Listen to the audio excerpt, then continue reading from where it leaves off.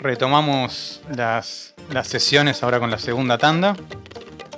Fernando Sima es director en, me disculpan, Schleichberman Partner o Schleichberman Partner, o SBP, ingeniero civil estructural por la Universidad de la República, doctor por la Universidad Politécnica de Cataluña, con más de 20 años de experiencia internacional en el diseño de puentes y estructuras complejas.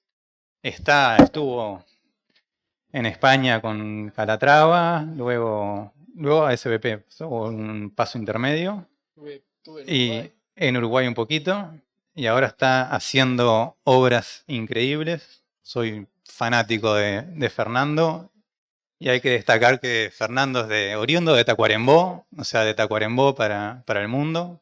Ha hecho obras magníficas como el Estadio Maracaná, 2 de los estadios de Qatar. Estuvo involucrado en 3, perdón, me comunican por interno, y un montón de obras más. Mientras viene y podemos seguir dando currículum. Es una alegría cada vez que viene, tratamos de exprimirlo lo más posible. Muchas gracias, Fernando, el estrado es tuyo. Bueno, gracias Luis. Siempre para mí es un placer volver a mi casa, que es la Universidad de la República, especialmente la Facultad de Ingeniería y el instituto, en el que supe trabajar como profesor de puentes por algunos años.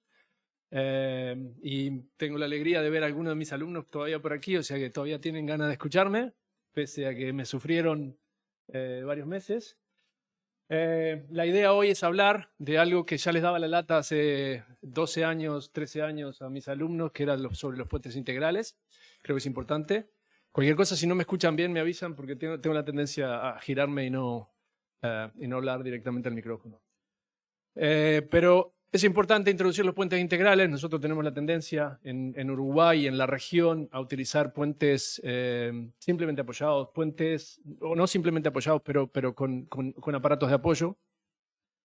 Y la idea, bueno, la idea es introducir el tema de los puentes integrales. Una vez más, ya hice una presentación hace 10 años de esto, pero vale la pena insistir. Como decía Luis, yo soy director de la oficina de Berlín de SBP, para hacerla simple. Quizás somos más conocidos por los pasarelas peatonales o los estadios, pero también hacemos puentes de envergadura, puentes grandes, puentes de autopista o ferroviarios. Y aquí una muestra de las cosas que hacemos. Hacemos mucha variedad de puentes, no estamos casados con ninguna tipología, no estamos casados con ningún material. Siempre buscamos la optimización de los materiales, utilizamos estructuras ligeras también en el ámbito de puentes de carreteros y ferroviarios. Y aquí pueden ver algunos de los que voy a tocar en un momento, hablando sobre los puentes integrales. ¿Qué es un puente integral? Para hacerla simple, hablamos de un puente integral cuando no tenemos puramente integral o completamente integral, cuando no tenemos ni juntas de dilatación ni aparatos de apoyo. Y a partir de ahí, cualquier variación, reducimos el número de aparatos de apoyo o reducimos el número de juntas y se transforma en semi-integral. ¿Sí? ¿Por qué semi-integral? Porque a veces no se puede hacer completamente integral, depende de las condiciones de contorno que tengamos, ¿vale? Entonces aquí un par de croquis para explicar. La situación normal, tenemos una estructura de tablero continuo sobre aparatos de apoyo. La idea es hacer una conexión monolítica. La ventaja que tiene la conexión monolítica es que nos ahorramos unos elementos que son una singularidad del puente y que traen muchos problemas de mantenimiento sobre todo. Lo transformamos, evitamos la necesidad de tener espacio para sustituir gatos que tengan que sustituir luego los aparatos de apoyo.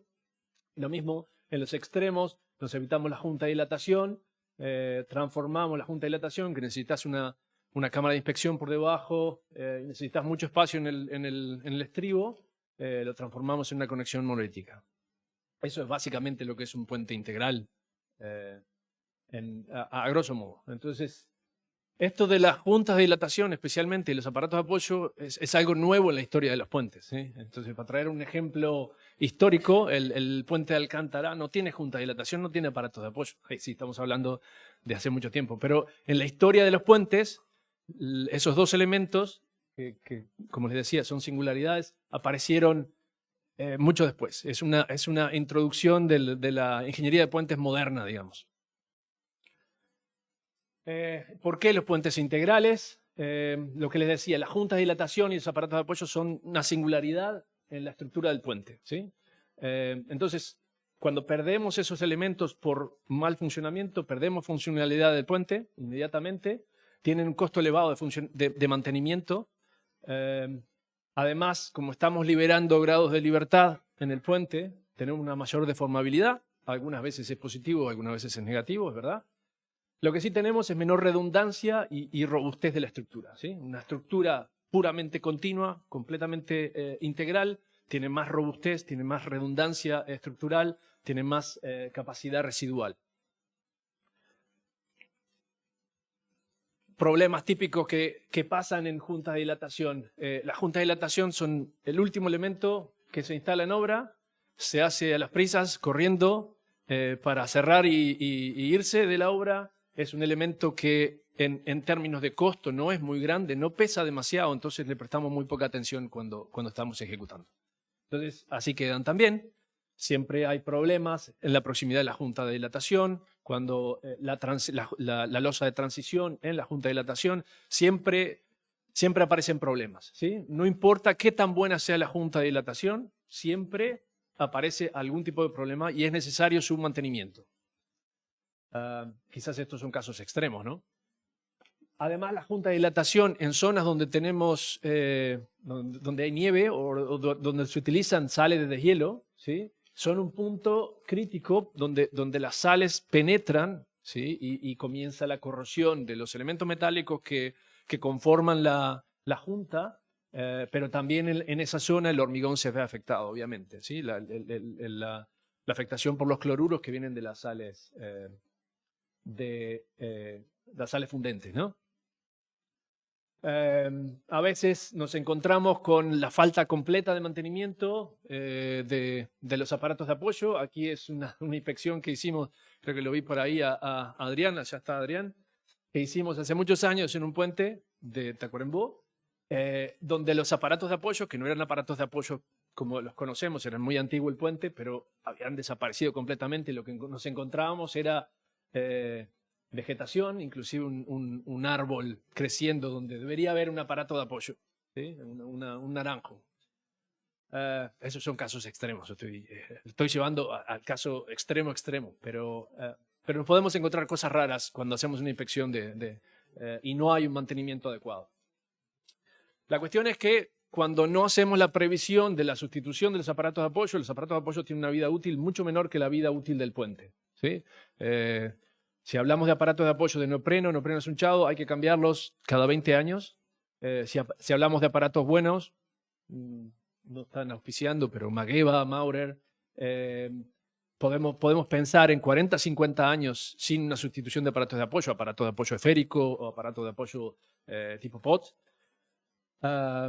Pero si no hacemos la previsión de la sustitución, hay que armarse este tinglado para poder sustituir, levantar el tablero y sustituir los aparatos de apoyo. Entonces es una operación costosa y es una operación que al final de cuentas el cliente final, el dueño de la estructura nunca quiere tener ese clavo durante la vida útil del puente. Entonces, aquí un resumen de las ventajas de los puentes integrales. Hay una reducción de los costos de mantenimiento relacionados con esos elementos. Eso es obvio. Hay una mejora de la funcionalidad cuando no dependemos de elementos que tienen una vida útil menor, ¿sí? Que necesitan una mayor, un mayor ritmo de mantenimiento y de inspección. Entonces hay una mejora de la funcionalidad inmediata, para la comodidad de los usuarios, especialmente en temas de junta de dilatación. Mejora la estética y la esbeltez de la estructura, porque haciendo una estructura continua la podemos hacer más esbelta, ¿sí? Tirando de la continuidad de la estructura. Mejora la respuesta frente a cargas de servicio y cargas accidentales, ¿sí? Lo que decíamos de la robustez y la capacidad que tiene la estructura de encontrar otros caminos para las cargas en los casos extremos. Tiene una mayor capacidad residual en estado límite último y estado límite de servicio, simplemente por ser una estructura hiperestática, por ser una estructura continua. Menor deformabilidad. La deformabilidad siempre es un tira y afloje, ¿sí? A veces la queremos y a veces no, pero aquí la tomo por el lado positivo. Los costos de construcción son competitivos porque bajamos la cantidad de material, aunque de algún lado bajamos cantidad de material, en otro lado tenemos que subir por tener una estructura continua, pero lo que sí es claro es que el menor costo durante el ciclo de vida útil de la estructura está ahí, ¿sí? Eso es clarísimo. Entonces, cuando miramos a largo plazo, no necesariamente tiene que ser el ciclo de vida hasta el final de la construcción. El ejemplo que voy a dar hoy es trabajando para una constructora que se tiene que hacer cargo del mantenimiento durante 30 años. ¿Sí? La ecuación a 30 años ya les daba muchísimo más ventajosa para hacerlo con estructuras integrales. Y lo que hablábamos de la mayor redundancia y robustez estructural, en términos puramente estructurales. Experiencia internacional, hay muchos países. Podría detallar mucha experiencia internacional. Me gusta mucho la experiencia suiza, por eso voy a resumir solamente la experiencia suiza, pero en Inglaterra, en el manual de carretera, ya se introduce casi como obligatorio la utilización de puentes integrales hasta una cierta dimensión del puente. En Suiza, el 40% de los puentes de la Oficina Federal de Carreteras, este dato probablemente ya debe haber aumentado porque este dato es de hace 15 años, eran de 40% de los puentes ya eran integrales, ¿sí? Hay una larga tradición de puentes integrales. Y entonces hay unas directrices de diseño, unas pautas de diseño que son interesantes presentar, por eso la voy a resumir rápidamente ahora. Básicamente se define lo que es un puente integral en el extremo, ¿sí? Básicamente una estructura integral, tablero se conecta con el elemento que conforma el estribo. Puentes semi-integrales, en términos de estribo, de los extremos del puente, básicamente lo que puede pasar es que tenga que utilizar aparatos de apoyo, ¿sí? Aunque no tenga junta de dilatación, o puedo tener un sistema integral con junta de dilatación, ¿sí? Esas son las dos variantes que podemos tener, un puente integral en el caso extremo. O si no, simplemente podemos tener un puente que en el extremo tiene aparatos de apoyo y junta de dilatación, ¿sí? Pero continúa siendo un puente semi-integral porque el resto de las pilas están conectadas integralmente al tablero.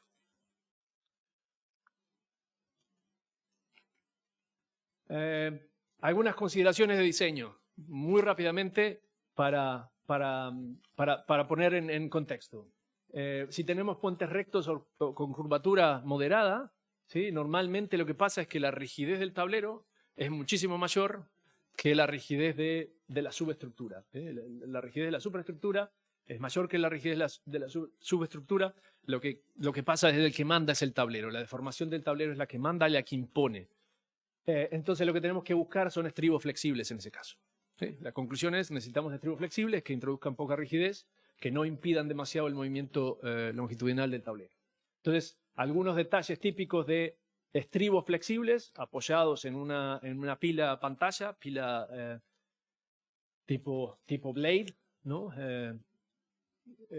Y hay diferentes posibilidades dependiendo de cómo sea el pavimento del tablero. En este caso, un pavimento normal de 10-12 centímetros de espesor. Y aquí tenemos un pavimento donde el paquete completo de carretera pasa por encima del tablero, ¿sí? Entonces, lo importante aquí es cómo detallamos la losa de transición, la conexión con el tablero, ¿sí? Obviamente el armado en esa zona, darle la posibilidad de un poquito de movimiento a la losa de transición para que pueda girar. Eso es lo que siempre esperamos de la losa de transición, que gira un poco, asienta el extremo. Entonces le tenemos que dar un poco de posibilidad de movimiento a la losa de transición. Si no es posible, en el extremo, lo que hacemos es un puente semi-integral. Por ejemplo, utilizamos aparatos de apoyo, ¿sí? Y también, pero tampoco, no tenemos en este caso la junta de dilatación, lo que hacemos es el pavimento continuo por encima del estribo. De nuevo, lo importante es la losa de transición, cómo hacemos esa conexión y cómo dejamos aire para que la estructura en este extremo se pueda deslizar sobre el aparato de apoyo que tenemos en este caso. Deslizar o girar en este caso, ¿no? Y o girar. ¿Qué pasa? Cuando tenemos un puente con una curvatura pronunciada, ¿sí? Aparecen momentos transversales de tablero que tiene que ir a las pilas intermedias. A veces las pilas intermedias, si no tienen la capacidad suficiente de acompañar esos momentos, lo tengo que tomar con el estribo en los extremos. Entonces, en ese caso, normalmente se opta por estribos muy rígidos, ¿sí? Entonces se empotra la estructura en los extremos. Y libera un poco la demanda en las pilas intermedias. Entonces, resumiendo un poco las consideraciones de diseño que tenemos que tener en cuenta, que al final de cuentas todas van a la limitación del desplazamiento máximo en los extremos del puente. Pues la geometría en planta, como ya les comentaba recién, influye mucho. La longitud de movimiento, ahora vamos a ver qué definimos como longitud de movimiento en este caso. El sistema estructural, el tipo de materiales que estamos utilizando, ¿sí? Hoy me voy a centrar más en estructuras de hormigón, pero obviamente puentes integrales pueden ser de cualquier material. Hablando de cualquier material en puentes, hablamos de estructuras de acero, estructuras mixtas y hormigón, ¿sí? El tipo y rigidez de las pilas y estribos es un punto clave, ¿sí? Porque hay que jugar con las rigideces de las pilas para poder encajar la solución. Este es un punto clave también, las condiciones de terreno y la interacción suelo-estructura. Es algo que en el análisis tradicional de puentes nosotros podemos independizar el análisis del tablero de alguna manera de la subestructura. Aquí no. Aquí van a ver, les voy a mostrar algún modelo de análisis de que tenemos que analizar la estructura completa, incluyendo las fundaciones e incluyendo la interacción suelo-estructura desde el vamos. Es importante también tener en cuenta la secuencia constructiva, porque al tener una estructura que es sumamente hiperestática, la secuencia constructiva normalmente impone tensiones iniciales, ¿sí? Que hay que tener en cuenta para las verificaciones posteriores de toda la estructura. La rigidez a flexión transversal es importante, especialmente en el caso de puentes con una curvatura pronunciada, y lo que decíamos de los detalles de la losa de transición y la transición entre tablero y estribo. Solo para fijar la idea de lo que llamamos la longitud de movimiento, básicamente, este es un puente, imagínense un puente con 5 pilas intermedias y estribos. Normalmente, si la estructura es simétrica, ¿sí? Y la relación de rigideces de las pilas son simétricas, pues tendremos el punto quieto, el punto muerto del puente lo tendremos al centro. Pero aquí, como pueden ver, es completamente asimétrico, ¿sí? Las rigideces de las pilas dependerá de cuánto esté la pila exenta, ¿sí? Obviamente, la rigidez de la pila en una estructura empotrada, ¿sí? Depende de la longitud al cubo. Entonces, es muy importante tener en cuenta todas esas rigideces, pero no solamente las rigideces de la pila en sí, sino que la rigidez también de la cimentación y la relación suelo-estructura. Entonces, puede ser que la posición del punto de movimiento nulo o punto muerto se desplace dependiendo de las relaciones de rigideces de todos los elementos que van a jugar en esa distribución de los esfuerzos y de los desplazamientos. Entonces, en este caso, el punto muerto estará por aquí. Probablemente tengamos que considerar una cierta variación, ¿sí? Por lo que decíamos, dependemos de la rigidez de suelo-estructura. Normalmente el suelo no lo tenemos como un parámetro único, tenemos que trabajar con una variación de los parámetros. Entonces, siempre tenemos una un punto aproximado de movimiento nulo, ¿sí? No es 100% fijo. Muchas veces tenemos que trabajar además con diferentes condiciones dependiendo de el tipo de verificación que estamos haciendo, si es un estado límite de servicio o un estado límite último. En este caso, solamente para fijar las ideas, hay que tener en cuenta la distribución de rigideces y eso nos va a definir la posición del punto de movimiento nulo. Y esta es la longitud de movimiento que en las recomendaciones suizas podemos entrar con una deformación longitudinal del tablero, ¿sí? Después de la instalación del pavimento podemos entrar. Esta es la deformación sin restricciones que tendría, ¿no? Para hacer un número rápido de donde estamos, podemos entrar aquí, obtener este desplazamiento, o deformación en realidad, como está escrito en la tabla, y en función de eso, y en función de el tipo de variación de temperatura que estamos considerando, podemos sacar una idea de cuánto podría ser la longitud que podemos considerar para un puente integral, ¿sí? Longitud de movimiento de ese puente integral. Lo tenemos que analizar en las dos direcciones de movimiento. Y ahí tendremos la longitud posible para el puente. Esto es recomendaciones de código, ¿no? Obviamente estas recomendaciones siempre están un poquito del lado de la seguridad y son un primer punto, una primera sensación que tenemos cuando nos presentamos un puente que queremos hacerlo integral. Algunos desafíos específicos en el diseño de puentes integrales o semi-integrales, ¿sí? Lo que les decía, la interacción entre la estructura, la cimentación y el terreno con la incertidumbre de los parámetros del terreno. Hay que hacer un análisis de sensibilidad, especialmente de la rigidez del suelo, pero también del módulo de elasticidad del hormigón. Me llamó la atención lo que comentabas tú del módulo de elasticidad tan bajo que habían encontrado. Lo que nosotros hemos encontrado, por ejemplo, en el módulo de elasticidad del hormigón es que en obra, normalmente, con respecto a los valores de Eudocódigo, te puede encontrar una variación de hasta el 30%, sin nada en especial, Simplemente la mezcla típica, pues te puedes encontrar una variación bastante importante.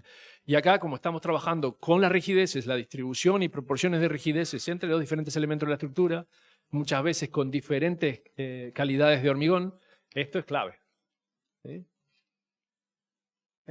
Ahora darles algunos ejemplos que en SBP hemos hecho durante la historia. La historia de los puentes integrales en SBP no es tan reciente, se remonta hasta los comienzos, pero solamente para mostrarles algunos ejemplos de puentes integrales. Este es el puente de Auerbachstraße en Stuttgart, encima de la autopista A8.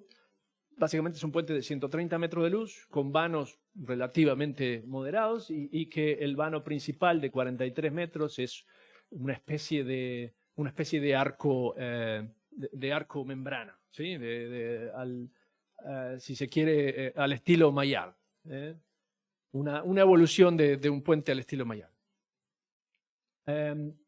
Lo que les pido que se fijen es en el grado de detalle de las secciones que utilizan, ¿sí? Que se utilizan, donde para lograr reducir los esfuerzos en los elementos se juega con la geometría, jugar con las rigideces de cada uno de los elementos hasta obtener una distribución adecuada de rigideces que sea compatible con el sistema integral. El modelo estructural, aquí lo pueden ver, básicamente se modela completamente la estructura, incluyendo los elementos de fundación, para introducir todos los parámetros de rigidez que forman parte del sistema. Y lo que les decía antes, es importante también tener en cuenta el proceso constructivo, ¿sí? No voy a entrar en mucho más detalle en el caso de este puente. Pero lo que les decía, el grado de detalle, las pilas con una cierta inclinación, obviamente, porque tiende a trabajar un poco como arco. Las cargas aquí están balanceadas y se busca que la resultante salga directamente orientada en la dirección de esa pila levemente inclinada, y para reducir inclusive los esfuerzos en cimentación se reduce el espesor de esa pantalla en esta zona, ¿sí? Reduciendo la cantidad de esfuerzos que va a traer hacia esa cimentación. Una vista del del puente un poquito más reciente, pero esta foto debe tener 10 años o más. Ahora vamos, también puente carretero, pero un puente un poco más largo, ¿sí? El puente anterior estábamos hablando de 130 metros de longitud, acá estamos hablando de puentes. El puente completo, en realidad son 2 puentes en este caso, la estructura K31 y la K32. La K32 es la que me voy a centrar, que es un puente integral en casi 600 metros, es completamente integral. Los extremos tiene 2 pilas que están soportadas que tienen apoyos aparatos de apoyo en ambos lados. Y luego tenemos una pila compartida entre los 2 puentes, ¿sí? En realidad son 2 pilas, la que está compartida es la cimentación. Y luego tenemos el estribo en el lado derecho aquí. Lo interesante de esta estructura es que tiene cierta curvatura, ¿sí? No demasiado pronunciada, pero importante para tener en cuenta en el diseño. Y para la construcción, la idea era tener un sistema constructivo. Siendo un viaducto tan largo, es importante tener un sistema constructivo repetitivo. Esto fue lo que le decía, un tipo de licitación de EPCM, ¿no? Engineering, Procurement, Construction Management. Entonces, la constructora se encarga por cierto tiempo del mantenimiento de estas estructuras. Y el interés tanto del cliente final, que sabe las ventajas que tienen las estructuras integrales, como de la constructora, que se especializa o se siente más cómoda trabajando con hormigón, era de entrada ir a una solución integral. Ni siquiera hubo que discutir demasiado el tema en este caso. Aquí podemos ver que el puente tiene, la luz normal es 34 metros, se utilizó en este caso para la construcción un sistema de cimbras móviles, ¿sí? de la empresa portuguesa Berg, no sé si la conocen. Son cimbras móviles que, dada la altura que tiene el viaducto, permitía colgarse de las pilas, ¿sí? E ir avanzando con un sistema de cimbras móviles autolanzables al vano siguiente. La sección transversal del tablero es muy simple, es una losa perfilada con 2 voladizos y se utilizan unas pilas, un par de pilas para cada uno de los tableros. Me olvidé de comentarles que es un doble tablero, ¿no? Sí, es una autopista donde hay 2 tableros que tienen 11 metros 50 útiles, más un arcén, más la acera de peatones. Y aquí podemos ver que dependiendo de la posición tenemos las pilas, siempre las mismas pilas, muy esbeltas. En la dirección longitudinal del tablero el espesor es muy pequeño y con pilas muy altas eso quiere decir que es muy flexible. ¿Sí? Y es lo que buscamos en un puente integral, lo que les comentaba antes. Buscamos que las pilas no me sale en inglés la palabra, perdón. Restrinjan, demoró en llegar, no restrinjan demasiado el movimiento longitudinal, ¿sí? Le permitimos un cierto movimiento al tablero, pero lo balanceamos con cierta rigidez. El proceso constructivo, se pueden imaginar que si tenemos un puente tan largo, si lo hormigonáramos todo de una vez, imagínenlo si lo hormigonáramos todo de una vez, ¿qué pasaría? Me voy al plano. ¿Qué pasaría? El punto quieto en términos de temperatura estaría al centro, ¿sí? Durante toda la vida útil y lo estará igual. Si la estructura es distribución de rigideces es simétrica, pero también el punto quieto para la retracción, ¿sí? Toda la retracción estará acumulándose desde ese punto hasta los extremos, ¿sí? Si lo ejecutáramos todo de una vez. Para la ejecución de este tablero se comenzó por ambos lados, avanzando vano a vano, y se utilizó un truco. Luego que se llegó aquí, la cimbra se cambió al otro lado, se comenzó y se cerró con el tramo central. Aquí pueden ver un poco la ejecución. Aquí se ve, bueno, no se ve la cimbra, está por debajo de ese tramo de tablero que se está ejecutando. Pero es avanzando por cada uno de los lados. Aquí, no sé si pueden ver, en uno de los extremos, estas son las pilas que tienen aparatos de apoyo. Estos elementos aquí, lo que son es un truco que se utilizó Muchas veces hay que utilizar algunos trucos adicionales en puentes integrales. En este caso, para compensar la retracción del tablero, ¿sí? Lo que se hizo fue tirar del tablero en un extremo, ¿sí?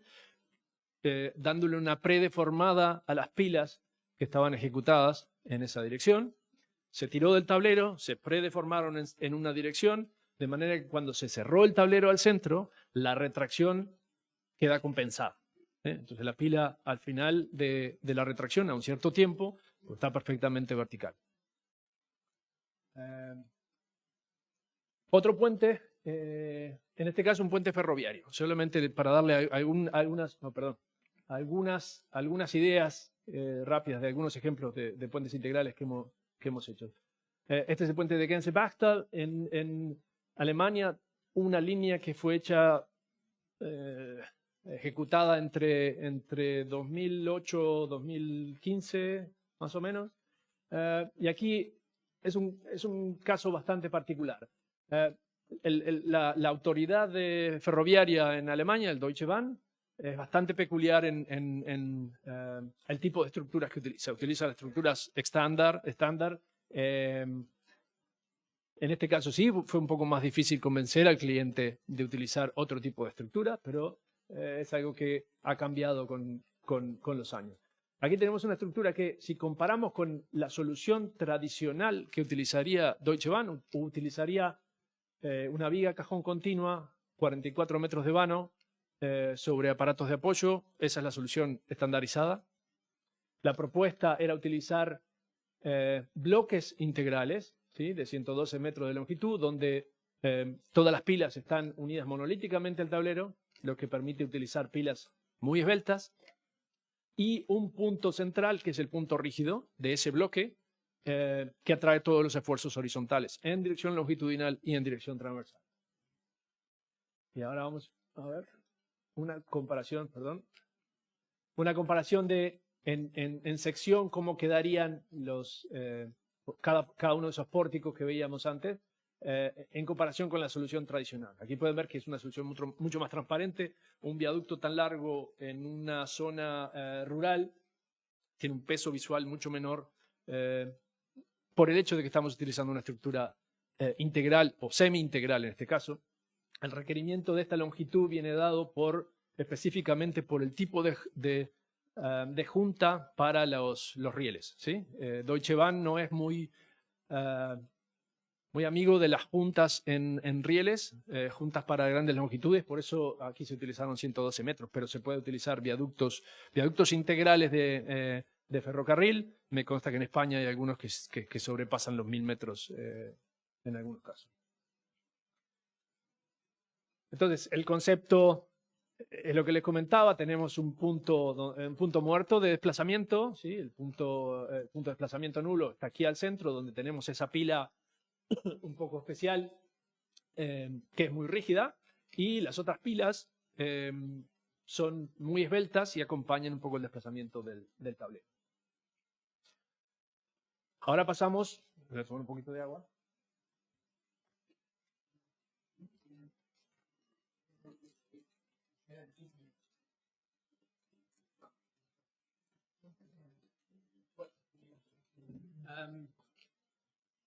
Este proyecto, es un proyecto bastante complejo, ¿sí? Donde, como les decía, ahora les voy a contar un poco la historia de la licitación. Es el intercambiador donde se cruzan el anillo de circunvalación de Bruselas con la autopista. La autopista más utilizada en Bruselas es el anillo de circunvalación, con la autopista que va al aeropuerto. Aquí el aeropuerto está de este lado. Aquí, ¿no? Estaría en aquella pantalla, más o menos, un poquito más abajo. Aquí, ¿qué pasaba? Para darle un poco de contexto, aquí tenemos el aeropuerto, aquí tenemos el centro de Bruselas, y esta es la intersección que estamos hablando. Le llamamos SPI, ahora le voy a explicar por qué. Esta es la solución existente. Es un intercambiador tipo turbina o espagueti, depende cómo quieran llamarlo, donde básicamente en planta ocupa una superficie enorme, ¿sí? Y el motivo del cliente es reducir la superficie que utiliza la infraestructura, reducirlo al máximo para generar parques alrededor. Entonces, participamos en la licitación junto con el contratista principal, Jan de Nul, que lo conocerán más famoso internacionalmente por dredging, ¿no? Por su trabajo marítimo, pero en Bélgica tiene una tradición muy grande como constructora, bastante potente, que se asociaron con Willeman Infra y con B-Sharp para este proyecto. Nosotros participamos en la ingeniería del diseño de estos puentes, más otras ingenierías que participaban en otras obras de arte más pequeñas, como lo llaman en Bélgica, obras de arte más pequeñas en el proyecto. Y el cliente es una empresa pseudoestatal creada para este tipo de proyectos de inversión de gran envergadura. Bueno, explicarles aquí por qué se llama SPI o por qué le llamamos SPI a este puente. En realidad consiste de varios puentes la intersección. Tenemos un puente principal aquí, que es el SPI, que básicamente se llama Single Point Intersection. ¿Sí? Es algo que nos pareció bastante raro en un comienzo. ¿Sí? Me costó convencerme de que esto podía funcionar en términos de tráfico. Básicamente es un único punto de intersección de las 4 rampas de on and off de la intersección, que es algo muy raro. Es la primera vez que se hace en Europa y hay un par de ejemplos únicamente en Estados Unidos. El cliente insistió muchísimo que quería esta solución, se probó y lograron convencerme de que funcionaba en términos de tráfico. Y básicamente lo que tenemos es un puente encima de la autopista más transitada de Bélgica, con una forma bastante extraña, simplemente consecuencia de los trazados que se encuentran todos en un punto en el centro del tablero. Luego tenemos, me olvidé de comentarles, en esa zona en una época había un río. ¿Sí? Lo que veíamos antes, voy a ir un poquito atrás, aquí no se ve ningún río, hay un río soterrado, ¿sí? Que le da nombre a la zona, ¿sí? La zona del Volue. En una época había un río, está soterrado aquí, lo que quieren es liberarlo y que forme parte de ese nuevo paisaje con parques y demás. ¿Vale? Desde aquí unas imágenes del río, que no es un río muy caudaloso, pero que puede llegar a tener en algún momento algún poco más de caudal. Una vista a esto desde los puentes. Aquí se generan 3 situaciones, 3 puentes o 3 bloques de puentes. Uno es el SPI, que es la intersección en sí. Otro que es los puentes de la A201 en dirección al aeropuerto, que tienen que pasar sobre el parque y el río, el nuevo río. Y luego lo que pasa es el río tiene que pasar por debajo del anillo de circunvalación, de la R0, y ahí se generan 4 puentes porque tenemos los 2 tableros de la autopista más las 2 rampas. Alguna vista de lo que se pretende. ¿Sí? Hay que ver todavía si esto realmente funciona en términos de funcionalidad como parque en la zona, porque es una zona bastante... Esto que parece una maraña de cosas es simplemente el modelo BIM general que se utiliza para coordinar. ¿Sí? El modelo BIM completo tiene todos los trazados, tiene todos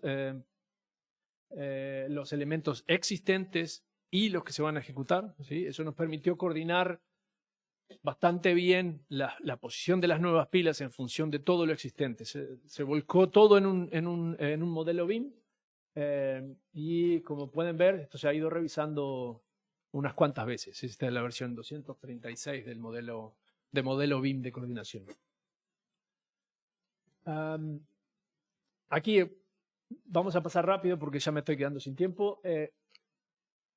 Los 4 puentes que veíamos antes son los 4 puentes de la R0. ¿Sí? Tenemos los puentes centrales, que es la autopista en sí, y luego tenemos los dos puentes que corresponden a la rampa.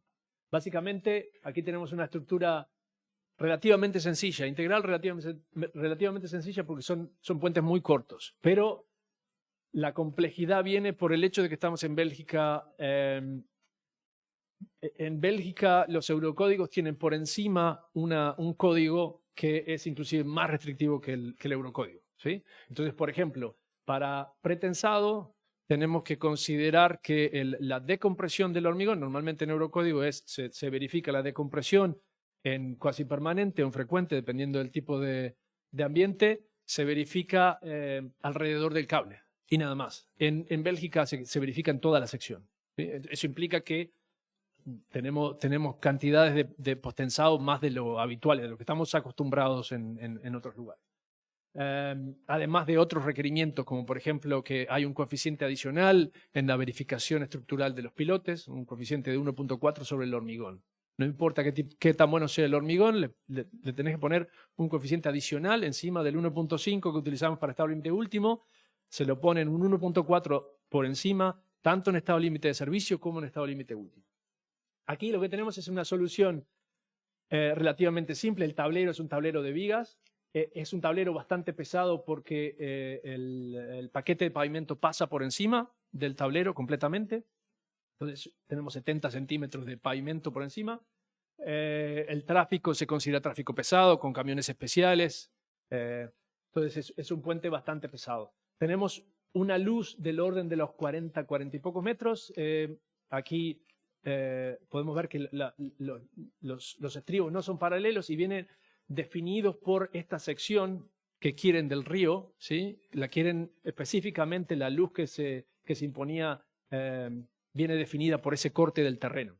Y aquí jugamos con la posición de los soportes para ganarle o reducir un poquito la luz del tablero y ganar una culata por detrás que compensa. El tablero aquí tiende a ser un tablero tan pesado, una sección muy rígida, tiende a llevarse los apoyos, que es una línea de pila-pilotes, ¿sí? Tiende a llevárselo porque gobierna completamente el comportamiento y tiende a girar. Entonces lo que hicimos aquí fue un truco de liberar esa zona superior de estos pilotes, ¿sí? De manera de darle menor rigidez y restringir menos la rotación en los extremos, porque el que va a terminar mandando siempre es el tablero. Aquí tenemos un poco el nivel de detalle que tenemos que darle a esa zona con un estribo, una forma un poco especial para poder reducir un par de metros el vano y lograr compensar de alguna manera en el estado inicial, compensar los momentos en cabeza de las columnas. Y aquí un poco el detalle que utilizamos para aislar ese tramo de columna que se conecta directamente con el pilote. Con este truco utilizamos una camisa que tiene un espacio entre la camisa, en este caso una camisa de hormigón, un tubo de hormigón tradicional que tiene un espacio para que la columna pueda deformarse y acompañar la deformación. Esto lo paso rápido, es nada más que el pretensado. Los otros puentes, en este caso el KB401, es algo similar, solamente que las luces varían un poco y la sección transversal, aquí no tenemos el paquete completo de pavimento, es más ligero, pero las luces aumentan hasta casi 50 metros, ¿sí? Pero la solución es muy similar y tenemos las mismas condicionantes geométricas. Acá, algo de lo mismo. Aquí podemos ver que el proyecto se desarrolló completamente en 3D, en BIM. En nuestro caso más 3D y luego transformado a BIM, porque nosotros nos manejamos más con Rhino, que no es un programa tan adecuado. Eso podemos hablar otro día sobre la implementación del BIM en proyectos de infraestructura. Entonces aquí podemos ver los cables de pretensado completamente modelados dentro de los nervios de la estructura y el modelado completo del armado en 3D, coordinado con la geometría y coordinado con los tendones de pretensado.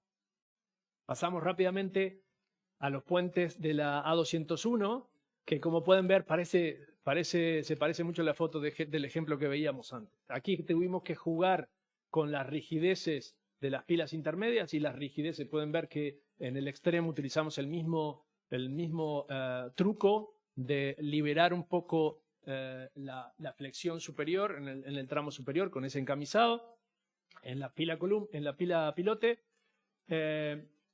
para jugar y tratar de imponer dónde queremos que esté el punto de movimiento nulo. En este caso se acerca un poco más hacia esta pila por condiciones del terreno. Algo que me olvidé de comentarles que es súper importante, en Bélgica el terreno es un desastre, ¿sí? En general. Y aquí particularmente es aún más. Entonces tenemos que tener en cuenta que aquí estamos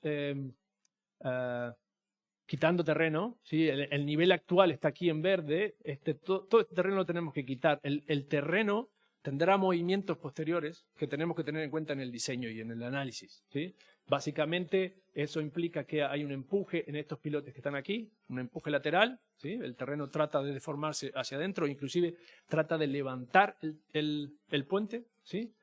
Porque hay una capa muy blanda aquí debajo, por debajo de la posición vertical. Aquí podemos ver que tenemos que jugar las beltés de el tablero, es una viga losa, un tablero losa perfilado, y las beltés de los soportes es bastante grande para justamente tener la visibilidad. Dame 3 minutitos más, por favor, Luis. Para liberar el espacio debajo en el parque y tener la posibilidad de jugar con las rigideces adecuadamente. Aquí podemos ver lo mismo, modelos BIM. Para pasar, quería tener un poquitito de tiempo para mostrarles un poco sobre el SPI, que es una parte bastante interesante. Aquí, esto es la imagen que se busca al final. El resultado en términos de estructura es una estructura sumamente complicada geométricamente. La geometría que encontramos, tenemos que ir a buscar las rampas y lograr posicionar soportes fuera del ámbito de la R0. Tenemos una serie de apoyos intermedios, es el único apoyo intermedio que tenemos, y luego tenemos apoyos intermedios en las rampas. Y aquí ya pueden intuir que aparecen en estas rampas, aparecen luces bastante considerables. El canto del tablero es una losa constante perfilada con 1,50 m de canto. Una peculiaridad en Bélgica: no se puede compensar la geometría con el pavimento. El pavimento tiene espesor constante en toda la superficie. Entonces, el tablero tiene que... Tengan en cuenta que tenemos 6 trazados cruzándose aquí, con sus pendientes longitudinales transversales, ¿sí? Que se encuentran todas aquí en el centro, y tenemos que acompañar esa geometría con la geometría del tablero. Este es un corte simple por el centro, parece bastante sencillo. Vemos aquí que tenemos inclinación en esta dirección. Si cambiamos un pelín el corte es diferente y la inclinación es diferente en todos en cualquier lugar que se haga el corte. Tenemos la peculiaridad que hay una estructura hidráulica existente que no podemos tocar. Entonces, en uno de los estribos largos tenemos que hacer un puenteo de esa intubación existente. Y aquí un poco cómo jugamos para liberar esos estribos, para liberarlos de los esfuerzos laterales del terreno. Además aparecen esfuerzos por el hecho de que tenemos terraplenes altos que están actuando sobre los pilotes de los estribos. Todo eso hay que considerarlo en el diseño. En el caso de las pilas de las rampas podemos ver que llegamos a luces del orden de los 51 metros. Si vamos un pelín para atrás, en el corte central hablamos de una luz de 37 metros. Modelo de análisis. El modelo de análisis, como pueden ver, es completo. Incluimos las rigideces del terreno en cada posición, la rigidez vertical, rigidez horizontal en los pilotes. Esas rigideces las tenemos que hacer un estudio de sensibilidad, o sea, una posible variación de los resultados, y además tenemos diferentes valores para las diferentes verificaciones que vamos a hacer. Los valores son diferentes en estado límite último y en estado límite de servicio. Tenemos que modelar, por supuesto, el pretensado. Ahora van a ver que el pretensado es bastante potente en el tablero y bastante complejo por la propia geometría de la estructura, y la evolución constructiva de la estructura, ¿sí? Teniendo en cuenta que cada vez que construimos algo, ese elemento tendrá que tener su fluencia, su retracción, y Todo eso lo tenemos que tener en cuenta para las verificaciones. Aquí tenemos desconectadas estas pilas al momento del hormigonado del tablero y del pretensado del tablero, porque el pretensado tan potente lo que hace es intentar llevarse en esas pilas, desplazarlas, ¿sí? Por la deformación elástica del propio tablero. Lo tenemos desconectado, luego del pretensado se conectan esos elementos, ¿sí? Y únicamente comienza a actuar la retracción final del tablero una vez que conectamos esos elementos y que retiramos los apoyos provisionales, que tenemos apoyos provisionales únicamente en esa zona, luego el tablero se hormigona de una sola vez. Modelado completo de la estructura en geometría. Esto lo hubiéramos hecho de cualquier manera porque necesitamos, el trazado de cada cable es único. Necesitamos además poner armado pasivo alrededor de esos cables, entonces necesitamos la geometría en 3D. Este es el modelo BIM de la geometría del armado. Estos colores no es una obra de arte, es las familias de armado que tenemos, ¿sí? Y por debajo, no sé si se llega a ver, por ahí dentro podemos ver que tenemos los tendones de pretensado. En esta zona, estas barras que sobresalen son barras que tenemos que luego se doblan en el sitio. Esa es una imagen de la construcción, creo que fue en febrero o marzo, una foto que tomé desde el avión. Pueden ver que ya habían demolido las dos sendas de la autopista 201 sobre, esto sería la R0, desviada la R0 para poder ejecutar las pilas intermedias, que ahora podemos ver. Esto es en la A201, esto ya es más reciente, son las columnas que veíamos antes, las columnas esbeltas que veíamos antes en la A201. Esto lo tomé hace un par de semanas, también volviendo del aeropuerto. Y estas son las columnas centrales del SPI. Bueno, y esperemos que no haya mayores problemas en la ejecución del tablero, que es algo que estamos esperando con mucha ansia. Bueno, y por aquí termina mi presentación. Gracias.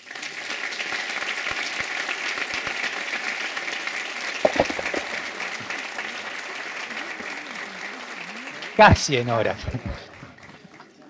Yo por mí me quedo toda la tarde acá escuchando, pero capaz que queremos respetar un poco el tiempo. Si puedo hacer si me permiten extender un minuto más y le hago una pregunta. O sea, hay millones de variables en el cálculo, muchas con hipótesis muy difíciles, o sea, con muy baja certeza, retracción, suelo, etc. O sea, durante la construcción se va controlando, monitoreando y ajustando esos modelos. Sí, durante la construcción lo que se hace es se controla los resultados de los ensayos, ¿sí? Se controla los resultados de los módulos de elasticidad.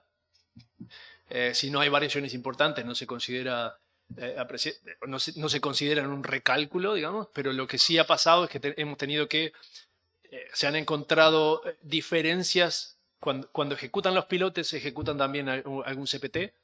Y han ejecutado algún CPT nuevo y los resultados no son exactamente los mismos que teníamos del CPT que estaba a 10 metros hacia un lado. Entonces hemos tenido que reanalizar esa cimentación en ese sentido. ¿CPT qué es? Es un ensayo parecido al SPT que utilizamos nosotros acá en Uruguay, o abusamos de en Uruguay, pero que te da lo que da es una lectura de la energía, entonces es mucho más informativo que el SPT, básicamente son los golpes y de ahí extrapolamos o tratamos de obtener resistencia, capacidad y demás. Ahí es una lectura directa de los de parámetros del suelo. Muchas gracias.